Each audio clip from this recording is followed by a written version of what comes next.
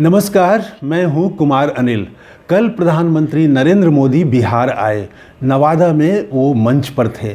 वहीं उनके साथ नीतीश कुमार भी थे। नीतीश कुमार ने कुछ ऐसी दो बातें कहीं जिसके बाद पूरे देश भर में वो खबर वायरल हो गई और तेजस्वी यादव ने यहाँ तक कहा कि नीतीश कुमार की स्थिति देख करके मुझे बहुत पीड़ा हुई। तो क्या बात हुई? एक तो नीतीश कुमार ने कहा कि 4 लाख बोलते बोलते वो रुक गए और उन्होंने कहा कि प्रधानमंत्री मोदी को 400 नहीं 4000 सीट दीजिए, 4000 एमपी इनके साथ होंगे। तो इसका काफ़ी मजाक उड़ाया जा रहा है। एक तो ये बात हुई, लेकिन दूसरी बात इससे ज़्यादा गंभीर है। उन्होंने बात करते करते प्रधानमंत्री नरेंद्र मोदी के पैर छू लिए और इसी को लेके तेजस्वी यादव ने कहा कि उन्हें देख करके बहुत पीड़ा हुई कि आज नीतीश कुमार की हालत क्या बन गई है। मैं यहाँ पर आपसे बात करना चाहता हूँ कि क्या नीतीश कुमार अकेले बीमार हैं या पूरा देश ही बीमार है, एक खास तरह की बीमारी से ग्रसित हो गया है। आप देखिए, थोड़ा सा मैं पीछे आपको ले जाना चाहूँगा। अमर्त्य सेन, जिन्हें नोबेल पुरस्कार मिला, उनकी एक किताब है द आर्गुमेंटेटिव इंडिया, तर्क करने वाला।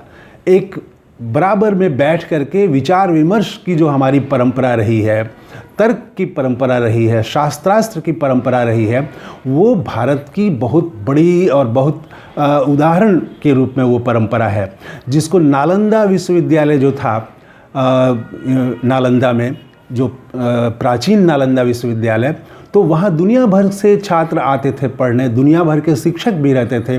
तो वो नालंदा परंपरा क्या है? वो नालंदा परंपरा भी वही आर्गुमेंटेटिव इंडिया है, जिसमें देश दुनिया से आए हुए छात्र और शिक्षक बैठ करके विभिन्न विषयों पर तर्क करते थे, विमर्श करते थे, एक दूसरे के तर्क का विरोध करते थे और उससे एक नई बात निकलती थी।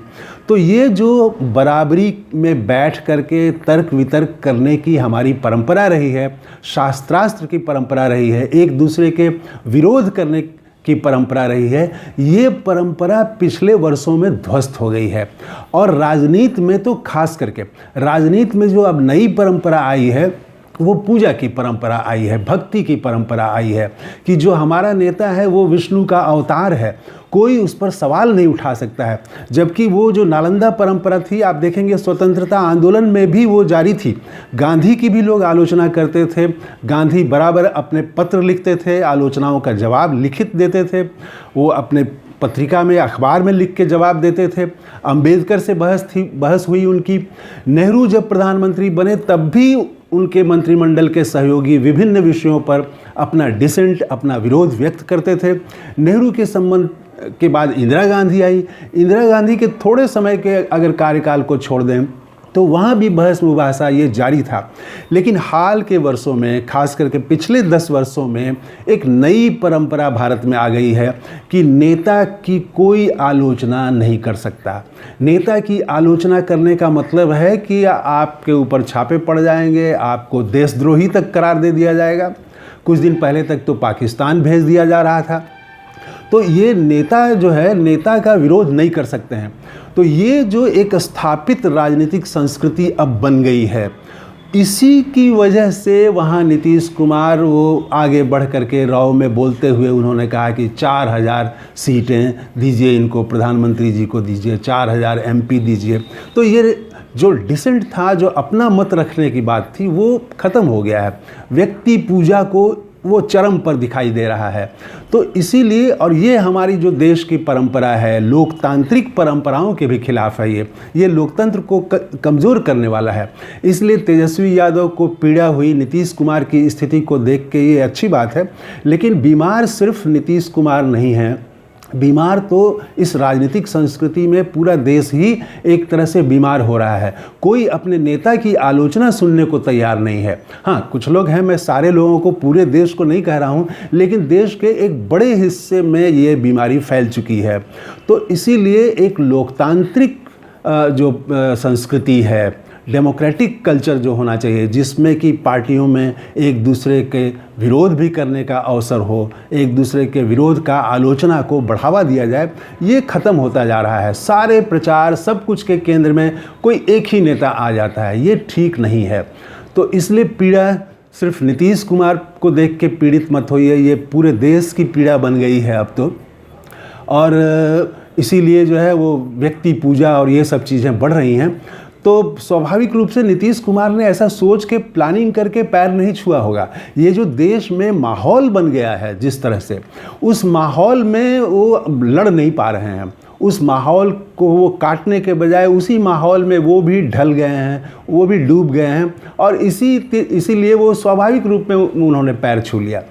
तो ये एक पूरे देश के एक बड़े हिस्से में जो बीमारी फैली है, उसी का रिफ्लेक्शन, उसी की अभिव्यक्ति नीतीश कुमार के इस गतिविधि में दिखाई पड़ी। तो एक बड़ी चुनौती है हम लोगों के सामने कि ऐसी राजनीति जिसमें बराबरी की बात हो, लोग बराबर से बैठें और वो तर्क वितर्क करें, अपना मत रखें, अपना डिसेंट व्यक्त करें। ये नहीं कि सिर्फ एक व्यक्ति, एक नेता, और वो ये एक वाला जो चला हुआ है कि सब कुछ एक धर्म, एक भाषा, एक देश, तो ये बड़ा गड़बड़ चल रहा है। तो डिसेंट का स्थान होना चाहिए, विरोध का स्थान होना चाहिए। ये हमारी भारत की प्राचीन परंपरा रही है, और इसीलिए भारत मजबूत भी रहा है। यहाँ विभिन्न तरह की संस्कृति, विभिन्न तरह के विचार फलते फूलते रहे हैं।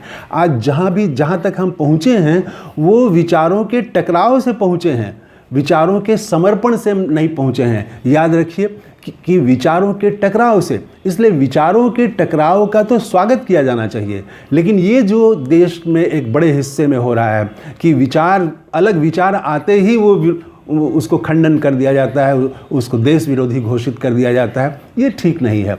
तो विचारों के टकराव को बढ़ने दें, एक ऐसी राजनीतिक संस्कृति का विकास होना चाहिए। तो ये है नया वीडियो, और इस चैनल को आपने सब्सक्राइब नहीं किया है तो ज़रूर कर लें। थैंक यू, धन्यवाद, जय हिंद।